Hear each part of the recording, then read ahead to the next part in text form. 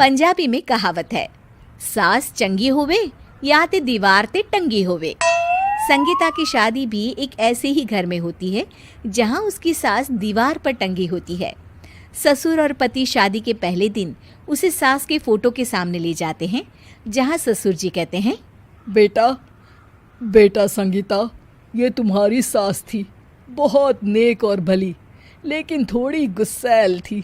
गुस्सा आने पर सब तहस नहस कर देती थी, पर अब ये इस दुनिया में नहीं है।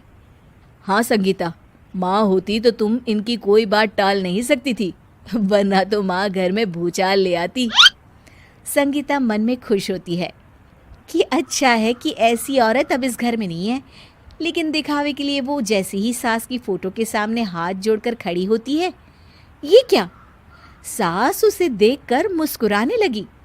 संगीता आंखों को मलकर एक बार फिर से देखती है, लेकिन फिर सास के चेहरे का भाव, भंगिमा यानी एक्सप्रेशन बिल्कुल बदले होते हैं। वो अपने पति और ससुर को कहती है, माँ की तस्वीर तो स्माइल कर रही है। ना ना बेटी, ये कैसे संभव है? जरूर तुम्हें कोई गलती हुई होगी, ऐसा कैसे हो सकता है? लगता है तुम शादी की सारी फॉर्मेलिटी करते करते थक गई हो, तुम्हें आराम की जरूरत है संगीता। खैर, सारे संगीता की बात को इग्नोर कर कमरे में चले जाते हैं। वैसे सास की फोटो पर एक्सप्रेशन एक के बाद एक बदलते ही रहते हैं। सुबह होती है, पति और ससुर को काम पर भेजकर संगीता कमरे की सफाई करने में लग जाती है कि तभी उसे आवाज आती है, टेबल ठीक से साफ करो। ऐसे भी कोई टेबल साफ करता है? इससे अच्छा तो ये गंदा ही था।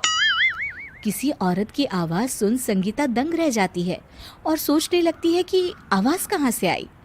आवाज को नजरअंदाज कर वो फिर से अपना काम करना शुरू करती है, लेकिन इस बार तो आवाज बिल्कुल उसके कान के पास से आती है। मेरा घर है ये। जब तक मैं थी चमका कर रखती थी, हर एक चीज शीशे की तरह थी। तुम्हें तो ना सफाई आती है ना कुछ पता है। क्यों तुम्हें मेरे घर की जिम्मेदारी दे दी गई है? पता नहीं तुम में मेरे बेटे को क्या दिखाई दिया। मैं होती तो एक से बढ़कर एक लड़कियों की लाइन लगा देती। अब संगीता को समझने में देर नहीं लगी कि ये आवाज किसी और की नहीं बल्कि उसकी सास की है, जो दीवार पर टंगी है। वो उसके पास जाती है और कहती है, नमस्ते सासू माँ, मुझे तो कल ही लग रहा था कि दीवार में कुछ काला है। वो दीवार नहीं, दाल होती है पगली। सही पकड़े हैं सासू माँ। तो क्या हो गया आपको जो आप यहाँ भी चैन से नहीं बैठी हैं? सुना मैंने आपका व्यवहार काफी गुस्से वाला था। चुप रह तू, ज्यादा बकर बकर ना कर। घर का काम करना तो आता नहीं, आई है मुझसे बहस करने। हाँ देखिए सासू माँ, मैं आपसे साफ साफ कह देती हूँ, मुझसे पंगा लेने की कोशिश मत करिएगा। तभी पीछे से संगीता का पति आता है। अरे संगीता, किससे बात कर रही हो? कौन है वहाँ? संगीता की सास की फोटो फिर से पहले जैसी हो जाती है। आपकी माँ से कह रही थी कि मुझे काम करना आता। अरे संगीता, माना सास के ताने हर बहू को अच्छे लगते हैं, लेकिन यहाँ तो माँ है ही नहीं। तुम तो फोटो से ही तुम भी लाजवाब हो संगीता। किसी को विश्वास नहीं होता कि संगीता अपनी मरी हुई सास की फोटो से बात करती है।